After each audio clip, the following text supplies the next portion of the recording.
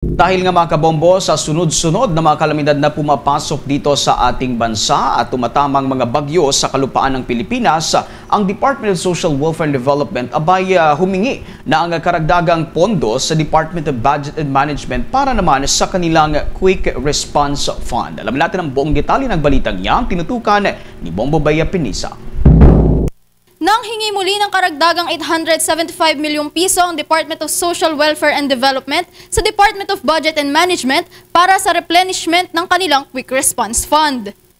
Sa isang eksklusibong panayam ng Bombo Radyo kay Department of Social Welfare and Development Assistant Secretary Irene Dumlao, sinabi nito na normal talagang pinupunan ng Department of Budget and Management ang mga nagamit na pondo sa Quick Response Fund ng kanilang ahensya, pati na rin ang mga stockpile na naipamahagi na sa mga apektadong residente. Ito ay para raw hindi maantala ang kanilang mga operasyon tuwing may kalamidad sa iba't ibang bahagi ng bansa. At tiwala naman anya ang kanilang ahensya na mapagbibigyang muli ito ng DBM gaya ng lagi nitong ginagawa. The Department of Social Welfare and Development submitted a request for replenishment of our Quick Response Fund to the Department of Budget and Management in the amount of 875 million pesos. Well, ang Quick Response Fund naman, yan talaga ay nare-replenish kapag na-obligate na natin more than 50% of the amount that was provided to us.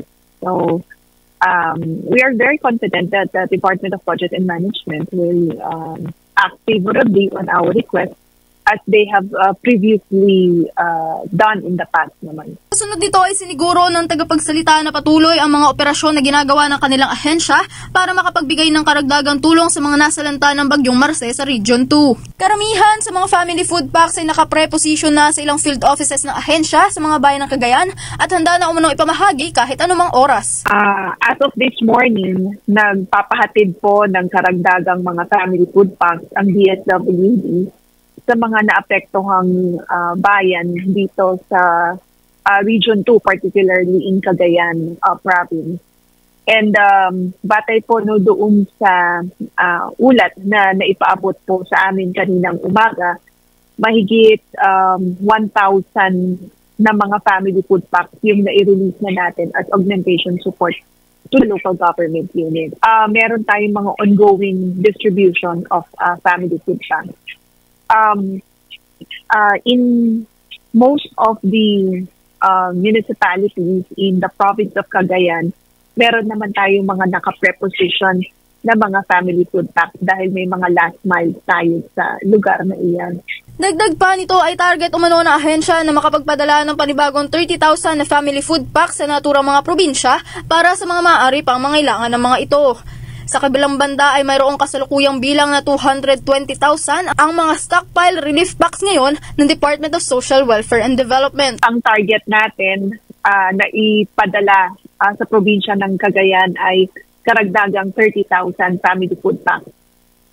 Based on our monitoring before tumama si Bagyong Marce, ang stockpiles natin in Region 1, Region 2, and Region 3 and INCAR ay nasa mahigit 220,000 family food packs. Karagdagan dyan, nagdagdag tayo ng production line o production hub in Central Luzon para ma-complement yung ongoing production sa National Resource Operations Center at mas madagdagan pa yung family food packs na i-distribute natin sa mga apektadong lugar.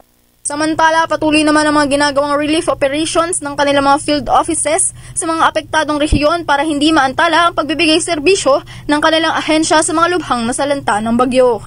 Para sa Bombo Network News, Bombo Bea Pinisa nag-uulat para sa #1 and most trusted radio network in the country, Bombo Radio Philippines. Basta Radio, Bombo!